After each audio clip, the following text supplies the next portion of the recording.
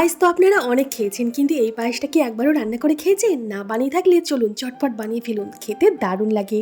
বড় দানার সাবু 150 গ্রাম নিয়ে ভালোভাবে ধুয়ে এটা ভিজতে দেবো। খুব বেশি জল দেবো না, যতটা সাবুটা একটু ডুবিয়ে জল দিয়ে 3-4 ঘন্টা ভিজিয়ে নেব। ঝরঝরে হয়ে যাবে সাবুটা। আর যদি ঝরঝরে না হয় তাহলে একটু ছাঁকনির মধ্যে ছেঁকে জলটা ঝরিয়ে নিতে পারেন। এখানে 1 লিটার দুধ, একটু এলাচ গুঁড়ো আর তেজপাতা দিয়ে ভালোভাবে ফুটিয়ে রেখে দিলাম।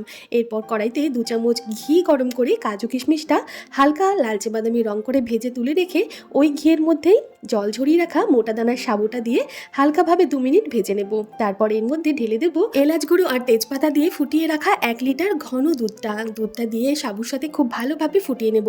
সাবু ভালোভাবে সেদ্ধ হয়ে গেলে তারপর এর মধ্যে আমি মিছরি আর বাতাসা দিচ্ছি 150 গ্রাম পরিমাণে।